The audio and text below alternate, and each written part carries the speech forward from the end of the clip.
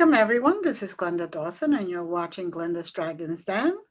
And as always, we welcome you. And I want to just express my gratitude for having you watch us and share this podcast and ask questions and emails um, and be you, right? So today we have a very, very good guest who has sparked my intrigueness, if that's a word. Anyway, and my passion again, as you guys well know, I'm an ex paralegal. And as soon as I read her bio, I was like, oh, yes, this is up my alley. So tonight, we want to welcome Betty Brandt Passick. How are you, Betty? I'm great. Thanks for having me on your podcast, Oh, Glenda. This is a privilege. oh, I don't thank you. usually reach Pennsylvania audiences, but this is great. So thanks a lot. I appreciate it.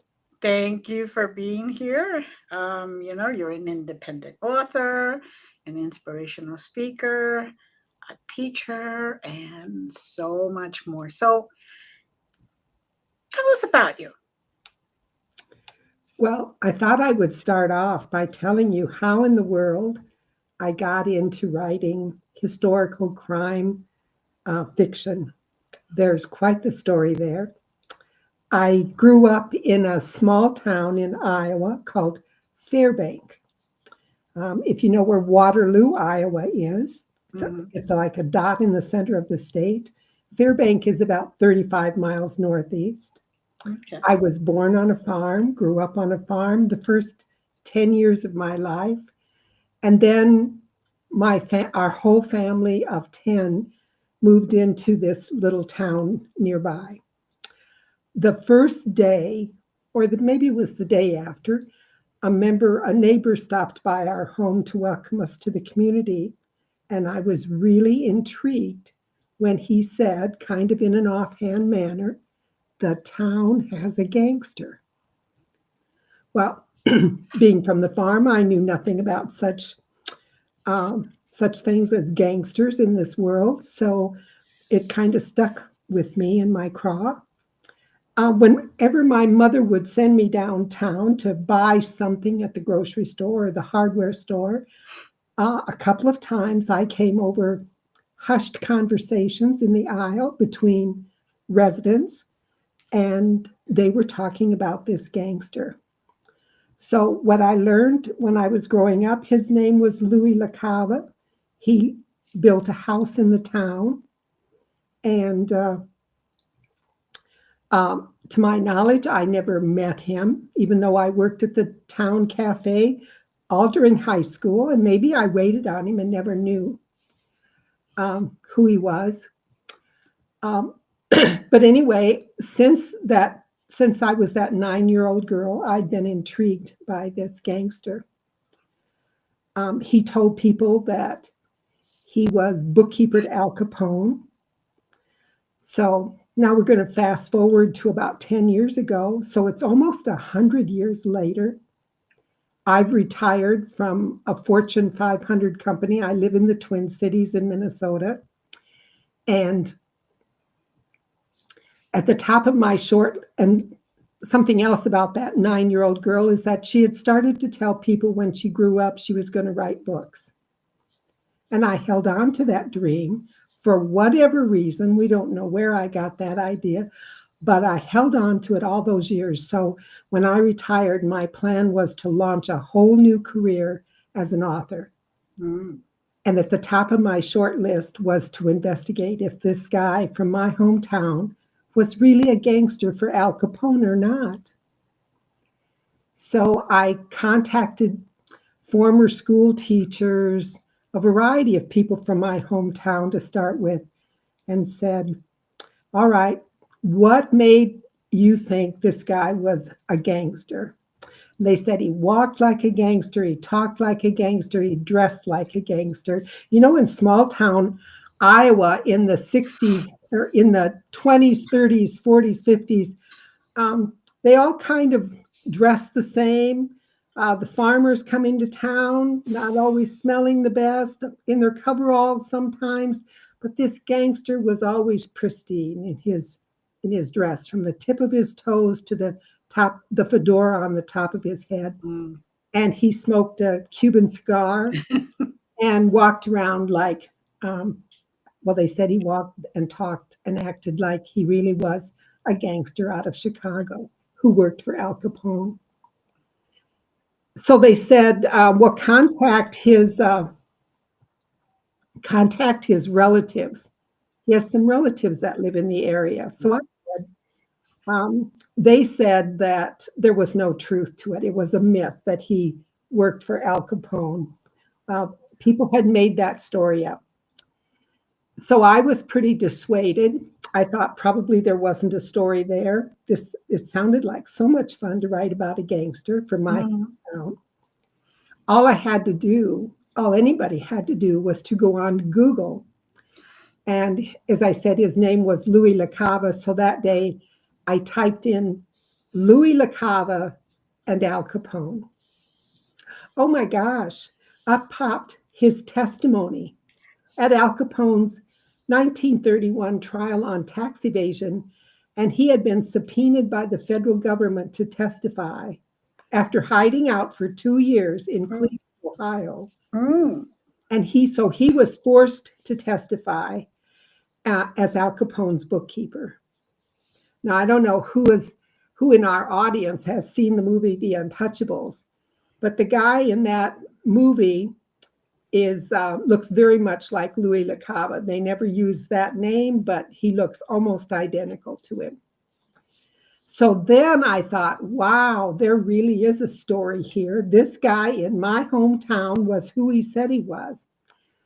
And then I bought a subscription to newspapers.com. I found Louis LaCava arrested or investigated for crimes of all sorts related to the Capone organization. I found him in a federal document called Who's Who in Organized Crime in Chicago, and his family is listed as a mafia family. So it's like, oh, the longer I went, the more excited I got. There really was a story here. Mm-hmm. So, but I still wasn't going to publish a book, no matter what I found, unless I found a photo of Louis LaCava and Al Capone somewhere in a newspaper article, Mm-hmm. because I needed a visual of who I was writing about. When I looked on the internet, there were like 40 Louis LaCavas. Apparently, it's a really popular name. And so I finally found a newspaper article in a Berkeley, California newspaper. The journalist out there had, in 1931, as the Capone trial was about to happen, he wrote a series of 3 articles. And one of them was about the article. Is this the one? That's the one. Yes, he wrote about the tumultuous relationship between Louis LaCava there on the right and Al Mm-hmm. Capone, and he had been tracking their relationship for many years. As you can see by the headline, at one point, I believe Louis LaCava and Al Capone may have been boyhood friends growing up in Little Italy in Mm-hmm. Manhattan. I believe that because when Al Capone moved his family from Manhattan to Chicago in the 1920s, Louis LaCava moved his whole family at the same time to Chicago. So there Mm. was really a relationship there Right. for that to happen, I believe. And at first, I think Louis was probably a lieutenant in the Mm-hmm. own organization. And I say that because, and this is where their feud made the headlines in Chicago, that uh, apparently Al Capone assigned Louis LaCava with the task of getting his guy into political office. There were elections coming up. Mm-hmm. And when that didn't happen, Al Capone was so mad that he threatened to kill Louis if he didn't get out of Chicago immediately, and if he ever returned, it was under threat of death. Mm. And Louis LaCava had to ask for the help of another mob boss, uh, Johnny Torrio, and to beg for his life and to beg for him to be able to stay in Chicago. Somehow that worked out. And somehow during that time, Al Capone welcomed Louis back into his good graces as a bookkeeper. Louis Okay. had apparently Louis had a reputation for being good with the numbers, and so he was welcomed back into Al Capone's good graces. And then Louis was also a bookkeeper for other mob bosses. So Mm. that's really how I got to writing this crazy book. Um, Full of I used many of the articles, rewrote many of the articles I found, uh, used pictures, interviewed a dozen people from my hometown who told what it was like to have, uh, many of them were children at the time. He first came to town in the 20s. So they're now 80, 90, and 100 years old. And they told me fabulous stories of what it was like to have Louis LaCava in the town. Most of them had the same one experience in particular. He would offer to take any kid in town we had an opera house in the town, and they showed talkies on Saturday nights, silent movies at first, and then they migrated to talkies. And but he would offer to take any kid that wanted to go with him, and he would pay the price. So that's what happened. He paid the 10 cents for each child to go in, and then he did a curious thing. He sat right in the middle of them, Ooh. and they all had figured out as adults, after Capone went to prison and all of that history went by. They figured out over the years that he probably did that because there was a rule in the gangster world that you didn't shoot if there were women or children present.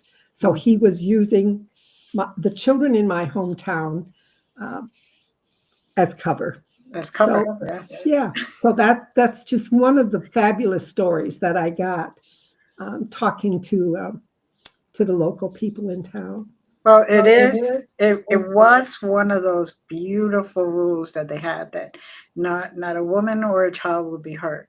Yeah, You yeah, know, even if they didn't like the head, the man that was involved, they would get rid of him, and then they would take care of the family. I mean, it wasn't the greatest situation to get killed, but I mean, you're in crime, so yeah. you were expected to have a This lot this more than kind a of boot. thing this was the life you picked. Yeah. So Yeah. this is what was going to happen. Yeah. So, but Yeah. there was that respect and that unwritten rule. You just didn't touch families. Isn't that crazy? It it's that's why they were called the family, right? So my book came to fruition really with the help of a lot of people from my hometown. Right. Um, they've just been fabulous. They've come to my events, supported me throughout this. So it's nice to. I moved away from this hometown about 40 years ago, and Mm-hmm. uh, It shows the cover of the book there. yeah. So my book pretty quickly won a book award. Mm-hmm. Um, and then about 2 weeks ago, it won my whole series won an international book award Oh, from Reader's House nice. Review magazine, book review magazine in the UK. Nice. So so Well, I'm we'll put up I'm having a the lot of Amazon fun. page so people can find uh, your books and your series, and um, you I know, welcome any questions. If anyone listening has questions, I'm watching the chat room. So yep. send your questions if you have them. Now, Betty, how what did you like? did you learn new things? Not just, the usual, the thing about the dime, but was there anything that amazed you while you were doing this research? Because, being in a small town and not only being, you were born in a farm and all that other stuff, it must have been really eye-opening, right? To Oh, of course. Yeah. hear about and see the evidence. What is there any one particular fact or evidence that um, made you say, "Wow, like this is Oh, incredible"? yeah. As I've already explained, the biggest wow, after I'd been told by family members that there was really no story there, that it was myth, that the people in my hometown, they said, oh, they go to their coffee clutches at the cafe in the afternoon and they come up with things to say about people. And Louis was a different kind of fellow. He drew attention to himself because of the way he dressed and acted and talked. Um, so I really thought maybe there wasn't a story here.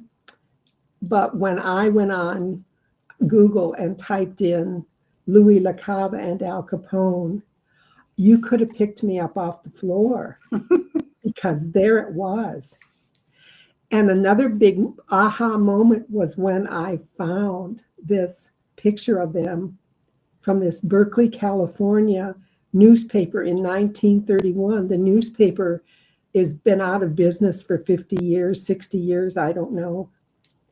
And there was a picture of the two of them. And then this journalist is writing about the tumultuous relationship between Louis LaCava and Al Capone.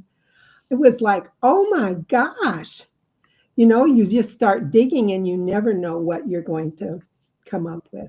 Well, I'm sure the family just said no, that's not true, and because they really at this point don't want to even be in the limelight. They don't want to have all this attention on them or anything like that. But it's They, I don't think it was as much that as it was disbelief, yeah, because most gangsters did not tell their families what they did when they right, left the house on Monday morning and went off to work. right, right. And I got the feeling that was the case here. Now, the people I talked to were a few generations away. It was a great nephew I talked Hmm. with. Hmm. Actually, I babysat for him for 4 years in Wow. high school, him and his wife. So you can imagine the awkwardness of calling them and saying, you have to reintroduce yourself because who remembers your babysitter from all those years ago? Right.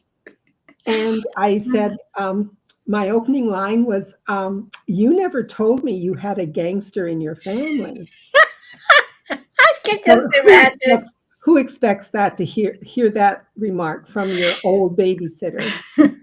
And he said, no, honest to God, that's just a rumor and it's not true. I guarantee you. I visited Louis LaCava in Manhattan many times over the years and in Chicago. And he said, he has a legitimate job working as a cigar salesman. I have his retirement certificate after 50 years or 60 years. I don't know what it was. He said that's what he did with his life. And he was adamant that what I was proposing was insane. It was just crazy. That couldn't possibly be his great uncle, who was this man. Mm. So when I found, uh, I did ask one question just to see what kind of an answer I would get of him. I said to him, "So, what do you think ever happened to the diamond-studded belt buckle that Louis had?" Because I knew that Al Capone um, bought these belt buckles, diamond-studded belt buckles, with people's names, their initials engraved in them, Mm. and he gave them to his closest friends. So if Louis LaCava was, in fact, in Al Capone's inner circle, and a bookkeeper would be, Mm-hmm. he probably would know something about that. This nephew would. And he thought for a long time. And he said, I don't know who in the family has that, but I believe somebody does. So that told me that he knew something about that piece of information. So maybe he just didn't know the whole story. Right.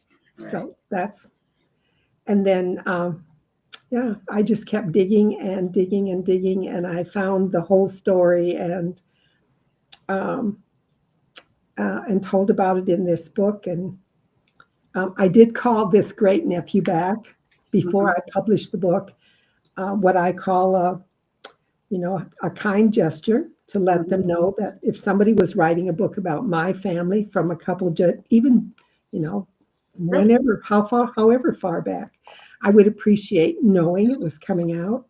So I called him and said, I did find information to corroborate this story. Louis LaCava, your great uncle, really was Al Capone's bookkeeper. And do you want to know a couple of facts that I've learned? And he said, um, he and his wife are on the other end, and they both said, yeah, okay, tell us. So I told them a couple of things I had learned that um, were, in fact, facts Mm-hmm. and were well documented. And, they were just befuddled that Mm. that story was true. So I think, we don't always know the people in our lives that we're No. even closest with. We don't Mm-mm. know whether they lead dual lives or we don't know everything about everybody. Mm-mm. So anyway, so the book came out, and many of those relatives showed up at my first book events. Oh, Yeah, okay. yeah. Usually when I walk into a book event, I make contact. I'm a fairly friendly person, and I say hello to people as they come in. Most of the time, I don't know these people, but on occasion I do. But on this one day, a woman walked in, probably in her 50s, I would guess, and she was carrying a manila envelope, and she totally avoided making eye contact and sat at the far end of the table and didn't look at me during my whole presentation. Usually I talk for 20 to 30 minutes. I open it up then to a Q&A, and she was one of the first people to stand up. She stood up and faced me, and she said, I ought to sue you for writing a book about my great uncle. And I said, wow, I totally understand that this has probably really taken you by surprise. Mm-hmm. I said, it did me. And I was the one doing the research. I'm not a relative, um, but I said, really, all I did was retell an old story. This story played out in newspapers across the United Mm-hmm. States in the 1920s and 30s. And I'm just retelling that story. And anyway, then she sat back down and invited everybody in the room to come and look at the photos she had brought with her in her manila envelope. And they were pictures of the farm that Louis's wife, Josephine, grew up on outside of my hometown. And for the first time, I got to see Louis LaCava's wife and what she looked like.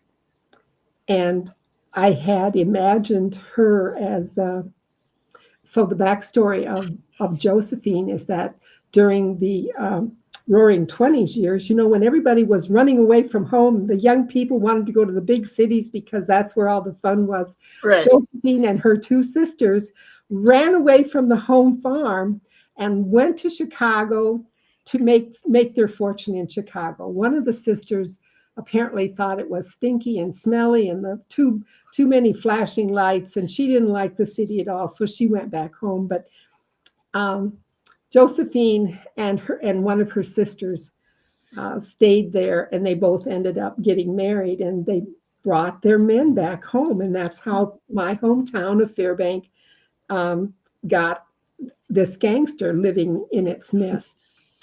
And so, so I had envisioned that because Louis LaCava was such a spiffy dresser, the people I interviewed in my hometown said he was just immaculate about his attire and his appearance.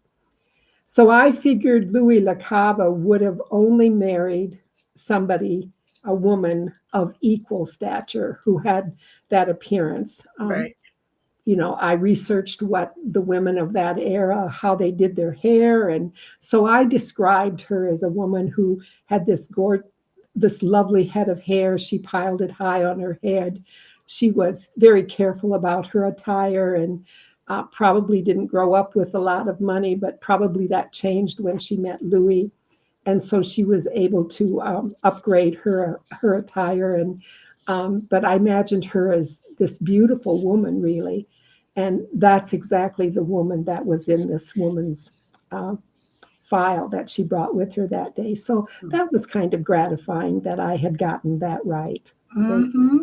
yeah, Well, it's you did the era, and you imagine, like you said, a woman who was kind of poor who went to the city to make her money and all that other stuff, and then married him. So he was already, I'm sure, in the family, and then just his paycheck got bigger, yes, so he was able to afford the nicer things, because that is another fact that I had uh, also researched and learned, is that um, gangsters or people in the mafia or anything like that were always about their their attire, appearance. their Yeah, appearance, the first impression. They want to make sure that when they saw somebody for the first time, they were always put together right. And if yeah, they had any events,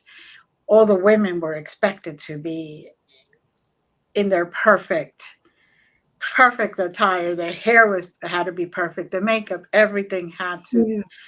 coincide with the husband's status, I guess. I think they wanted to come across as legitimate businessmen. Right, right, I think that was the look they were going right. for. As a salesperson who went house to Yeah, house, totally presentable, or uh, somebody from a corporation or yeah. something to that effect. Legitimate. Yeah, they Legit. wanted to appear legitimate. Yeah. So another one of my book events, I had a funny kind of an interesting story when another relative showed up, Mhm. and again I went through my spiel of who I am and how I wrote this book, much like what I'm doing today. And when I was all done and I opened it up to a Q&A, he said, "Well, it's a lovely story, but you've got the wrong Louis LaCava." Remember, I told you earlier, I think that there were, if you Google Louis LaCava on the internet, there's like 40 Louis LaCavas. It's a really Right. popular name. And he said that his another nephew, so a great nephew, said that his great uncle was Louis LaCava, and he said, "You've got the wrong Louis LaCava." Remember, it was really important for me to find a photo of Al Mhm. Capone and Louis LaCava together, or I wasn't going to publish this story because it could be any Louis LaCava at that point. And how could I say it's this Louis LaCava? So that evening, I reached into my file of documents I had brought with me in case someone should ask that question. And I brought it over and laid it in front of him. And I said, "This is the Louis LaCava I've written about. I don't know if this is your great uncle or not, um, but this is the Louis LaCava I've written about." And I said, "Is this your great uncle?" And he said, "Yes, it is." Mm. So if you're going to write historical crime fiction, as I do, um, you have to do a lot of in-depth research to make sure the story you're telling is accurate. That's an Mhm. important part of historical fiction. I tried to write all the characters um, as closely as I could to how they were depicted in history, in the documents, Mhm. and in the people I interviewed, so that I was giving an authentic picture in the telling of this story of all the people. Uh, so, well, I did that for most everybody except the town marshal. We had a gentleman in my hometown who was the marshal when Louis LaCava first came to town. I had multiple interviews with his daughter, who turned 100 years old the Wow. year I began interviewing her, still sharp as a tack. She hadn't forgotten one detail of all the years she had lived in this, and she'd lived in this small town her whole life. And she told me fabulous stories about um, about her father and this gangster. And she said mostly he was trying to protect the town in any way he could. So he invited Louis LaCava to go hunting, fishing with him, whatever, hoping to get a heads up on anything that might be going on with him that might pose um, a problem for the community. And so the first story she told me was a night they were all seated around the kitchen table. I believe it was a small home they had, and the kitchen had a small table in it where they all um, found a chair and sat around the table. And that night, her father said that he had received a police bulletin that day that a man from Chicago had robbed and killed someone and was in the area. And Mm. that's all he knew. And then shortly after that, Louis LaCava shows up in town driving a big black Lincoln. And who's on his arm when they get out of the car but Josephine, Mm. his new wife, and she's brought him home to meet family and friends. So, so this his name was Bill Hahn, and he's a German, 100% German man. But I needed to tell an Irish piece of this story because in Chicago it was the Irish and the Italians that were at war there. So Right. telling the Irish story was really important. So I thought, how am I going to do this? I decided to turn Bill Hahn into a red-haired, blue-eyed Irish marshal.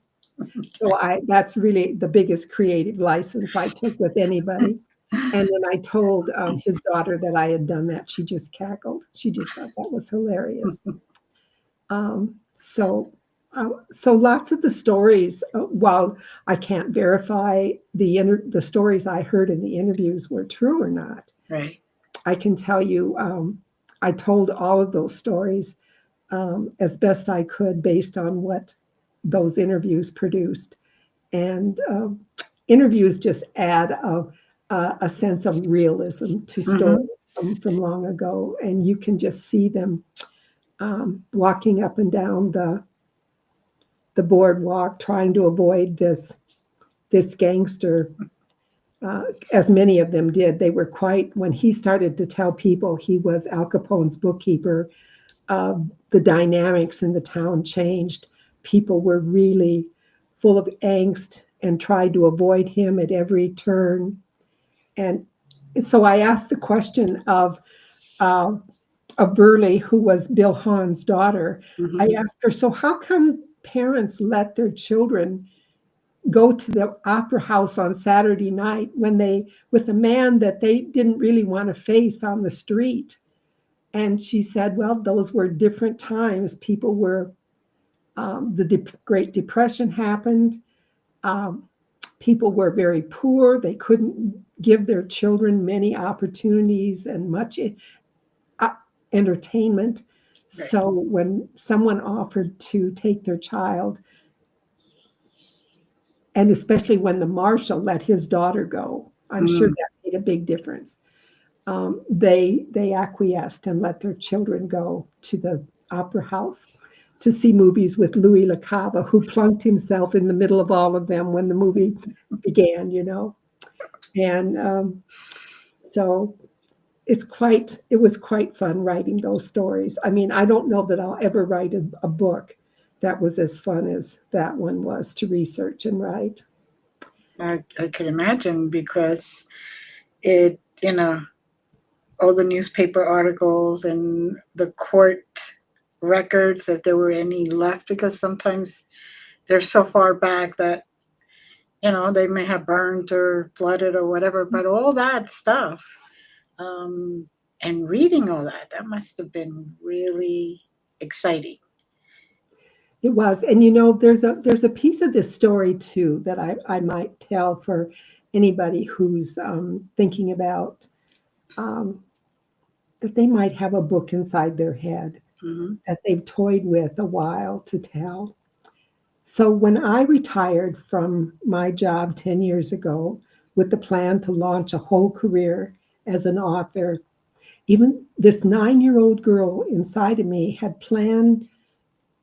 dreamed about this day for all those years about writing books. But I'll tell you, the day I retired, maybe it was the morning after I retired, it dawned on me I didn't know if I could write a book.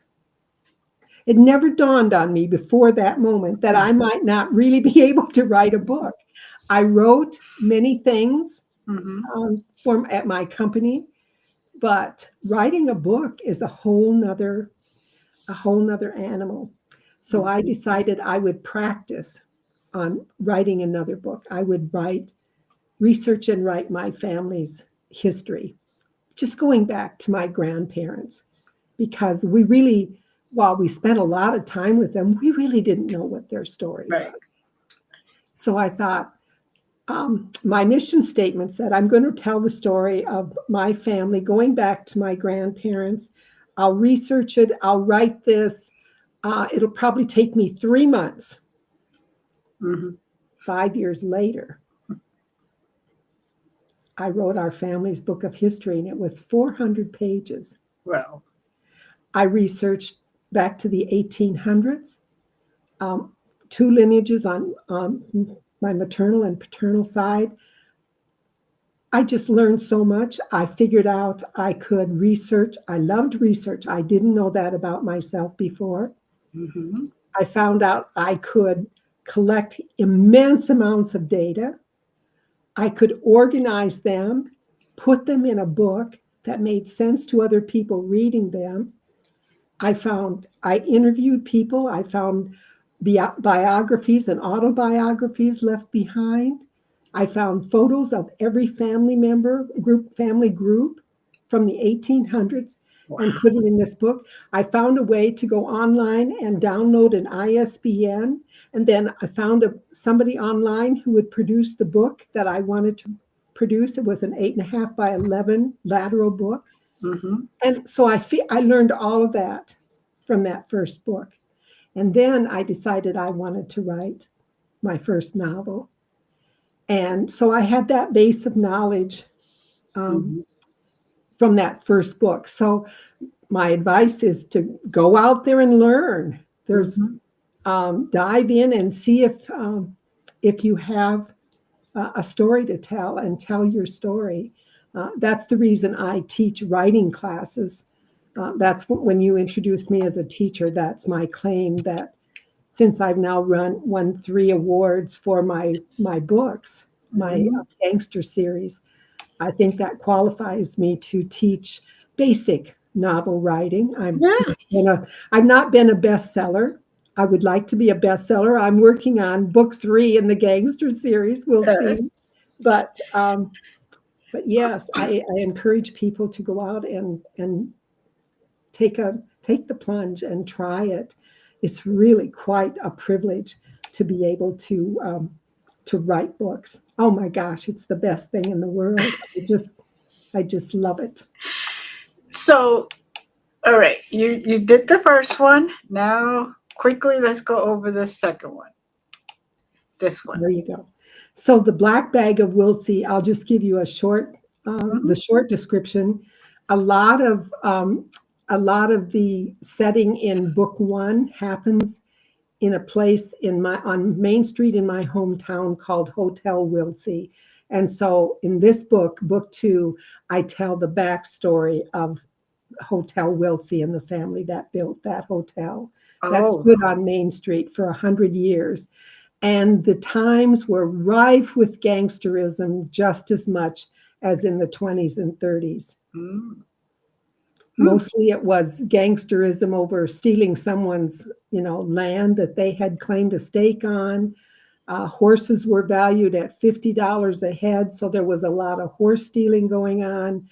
And this Dr. Wiltse, who is a real physician from my hometown, um, apparently liked to, or maybe inadvertently, he got in the middle of a lot of investigations invited by law officials when they couldn't solve murders. Huh. And he used his expertise as a pioneer physician to help figure out why old man Joe Blow died, and there was no real indication for why he died. And um, he knew a lot about arsenic poisoning already, and there were many ways to kill people back then. So that's really that. It's an earlier piece of the story, but uh, it's quite a story as well. And it's And so I'm also Yep. important to know the facts Well, it and know is. And a friend of mine who owns a bookstore, when she learned I was writing this book about Dr. Alexander Wiltse, who immigrated from Canada, and she had a 6-inch deep medical book from the 1800s that she loaned me so that I could write. Again, writing historical fiction is all about telling an authentic story. right. And I needed to know the drugs he prescribed, the drugs he might have mixed himself and given to people. And I needed to know how he practiced, what was in his medical bag. I needed to know all those things about him and to tell a very real story of Mm-hmm. the era that he lived in. So that story is such a blessing as well. Now you said you're writing your third one. What Yes. is that one about? Well, I'm uh, I'm actually taking a pause. I've just had a death in the family, so I'm Oh, I'm taking a sorry to hear pause. that. So I was about a third of the way through, going through it just lickety split, because um, I'm an author that when I have a story in my head, it's just there, and I just can't get it on paper fast enough. Right. I know the beginning, the middle, and the end. I don't know very much else, but that's the story I know I have to tell. And but it's a story from the 1870s, so Mm-hmm. it's kind of fits in between book one and book two. Obviously, I'm not telling these stories in chronological order, but they all work. Mm-hmm. And so it's about more murder in my hometown, and it involves the main character this time is a female, and she and a young boy do a lot of the investigation. They discover many pieces that the constable in town isn't able to discover on his own. So they're kind of private eyes, or they think they are, and it involves going in an insane asylum and just lots of quirky things that are happening in this small town. I think it's just a real treat. Growing up in a small town uh, is different in every small town, I suppose, but there are many commonalities as well Mm-hmm. across the nation. I think you get to know all your neighbors. You think you know everything about them and all their quirks, and so there's lots of quirky people in this book too. Oh, Lordy, Lordy. So we're going to put up your website again so Okay. people can find you. Now, what inspire you to think about this third book? Well, it was when you're doing research, in-depth research like I do, um, it's happened twice now that I've come across stories that deserve their own book. Mm, You toy with the idea, can I fit this into the book that I'm researching currently? And then at some point you go, no, this is a story all unto its own. So a criticism, I get professional critiques of my books, and one of them I've gotten is that I don't have strong female characters. I have okay. female characters. I think they're not main characters, but I think they're strong. But that's not the impression of the critics. Hmm. So so I decided I would write this book and I would make a female the main character. And she has an awfully lot on her plate, as you can imagine, from that era. Mm-hmm. She's a businesswoman herself, and and then I always thought what would be interesting if the hotels in town, in my hometown, one was across the street from the other, if they were connected by an underground tunnel. Ooh. So I built that into the story. That piece isn't true, but it gives me Well, lots of. you never know. Yeah, you never know. You Yes, you never never know. know. You never know. I've never dug down there to see. Right. So you never But know. lots It of could be it. hotels were connected underground Exactly. in that era when Yeah. they were built for all kinds of nefarious reasons. Right. And so I decided, and that's just a lot of fun to play with that. So if anything, with book three, I'm feeling freer to be creative. Good. I'm telling the story authentically, but I'm having a lot more fun this time in book three with the creation of the story and playing with it more and um, trying to make it a really good read again. So I'm sure it will be. I'm sure it will be. I mean, who wouldn't love to write about something like that? It's intriguing, and from the little bit I've read from the first book, because I have to be honest, it's got so much on my plate right now. But the first oh, book, do you? I can't imagine that. I can't imagine you have a lot on your plate. yeah, Yeah, nothing. I just need 48 hours in the 24-hour day. I Anyway, know. I know. I know the feeling. but I could tell the passion, and I could tell the little mysteries, like the little hints that you give, and then it comes out and it sprouts out. And to me, it's very fascinating. And as an ex paralegal, I love those little details, because those little things that you plant, the seeds that you plant, and then they just come out. You could see it developing. Yeah. So I am sure you're not going to have any problem with this book. So, Yeah. so this book had Gangster in our midst, had Mhm. 27 characters in it. I just couldn't pare it down any more than that. Um, so, I try not to have that many characters. And if I do, I add a cast of characters list. So, with a short bio of all of them. So, if I mention somebody in chapter one and don't talk about him again till chapter five, you just can flip to the back of the book and say, oh, yeah, that's who she's talking about. So, there's just many, many nuances about writing that. Um, the longer you do it, the more you do it, the more you figure out where you can play and have some fun. At least I am. Mm-hmm.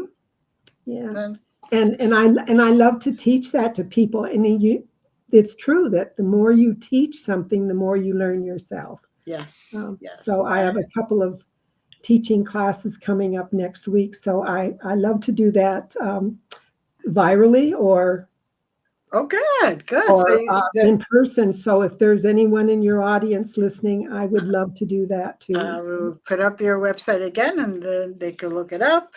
Um, and you know, I've written a couple of books myself, and dear Lord, from my first book to the chapter that I wrote in the next book, um, because it was a collaboration, it was very different, very different. And now I'm writing the second book of the series of the first book, and I'm like, wow, how come before it seemed so much easier, and then I just wrote it and rewrote it, and now it's like, okay, I'm stuck here, and I just gotta wait. And then all of a sudden, you get that inspiration. You go and you're like you say, you can't type fast enough. Yeah, yeah. Yep. But I'm finding it that this is a little different. This the So second. what genre do you write in? Well, it's fiction, and it's a true story about a woman. And the woman and her different chapters of her life, or different books of her life, because it's not even chapters. It's, Mm, each book represents a part of her life that contributed to where she is today mm, in a big way. okay. So as I write it, um, I realize that I connect everything, but it's getting harder and harder to write details, because you have to, like you say, you have to be very, very accurate. You have to have the research to back it up, and all that. And it's like very intriguing. As I'm digging, I dig more, and um, from the interviews, I remember more and more, Yeah, and so it's like I said, I love that investigation part yeah, of yeah. And of the writing. I love to sit across from people and hear their stories. Sometimes, we don't talk about what I came there for, but people and their stories are very interesting. I Yes. can say that I've always been a very curious person from the time I was that little girl. Hmm. Um, so, sometimes I'm asked what books I read when as a child that spurred me to write. As I said, there's no reason I'm writing books. My parents didn't really get the opportunity to go to school past the eighth grade because it was Hmm. during the Depression Yeah. years, and it Hmm. was they just didn't have the money. Most families were large, which meant maybe the oldest or the first two children got to go on to high school, Right. but anyway, so but we always had books in our house. There was no shortage of books, no, but nobody said, "Now read these books because you'll really grow and develop from them." Right. So there was none of that pressure. Someone suggested that maybe I'd heard a teacher in school talk about an author, and that piqued my interest, Mm. resonated with me. I don't know where it came from, but anyway, since I was that little girl, I dreamed of one day um, And growing up and writing books.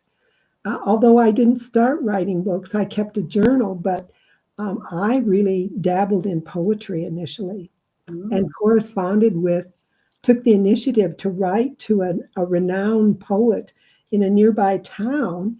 And I asked her for feedback on so I was really serious about this even as a young child. But I remember the book series that resonated with me the most was Pippi Longstockings. mm, So I was a tall, gangly girl my whole life. I'm still 5'9". I was 5'10", and I always was the tallest girl in my class. So I always felt growing up gangly. And if you've seen the book covers of Pippi Longstockings, there are pictures of her where she's laying in bed and her arms and her legs don't fit. They're way too gangly and they're hanging out all over. And I so that picture resonated with me. It's probably why I like that series. And they were just simple little storybooks, and I could understand them, and so that's where this all began. I and don't have any Pippi Longstockings in my books, but that played on my imagination, I'm sure. plus, it's wonderful to hear that it's never too late, or you're not too old to follow your dreams, No, that's absolutely true. right? I That's mean, absolutely you true. you did the life thing. You did the taking care of kids and grandkids and so on. And now it's your turn. Now it's your Yeah, turn to follow your dreams and accomplish them. So apparently so. Apparently so. And it's really pretty cool to be at this stage of my life and getting to write books and go out and talk to people and and give. really cool that you accomplished this and you're out here sharing all this information Yeah, with it is pretty everyone. fun. Thank you. Yeah. Thank you. I would have never gotten to meet you either if I There, hadn't done this. So there you out go. in Pennsylvania. So here we go. I'm originally from, I grew up in New Jersey and Oh, then did I you? moved Okay. to Pennsylvania in 2010, 2011. I don't even remember anymore. Yeah. But so, yes, still, I would have been all the way over here. You would have been over there. Yeah, we probably wouldn't have lived next door, I guess. No.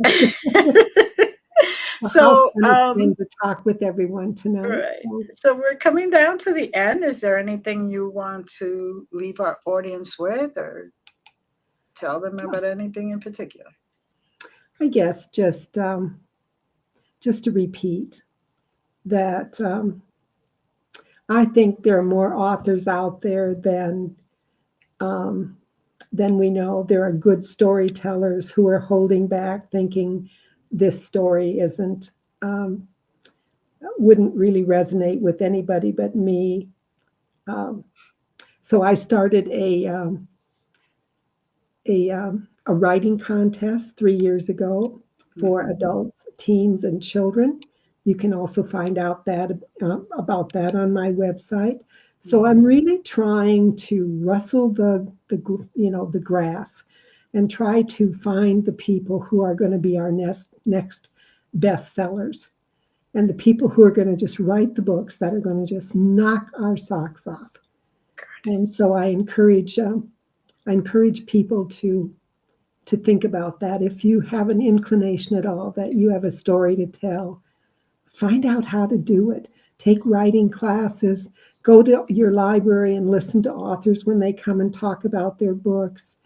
Um, I'm very good at letting people just ask me any question. It doesn't have to be about my presentation, but I just love to engage in that way and help people in any way that I can. So that would be my final words of hip hip hooray, go for it, do it.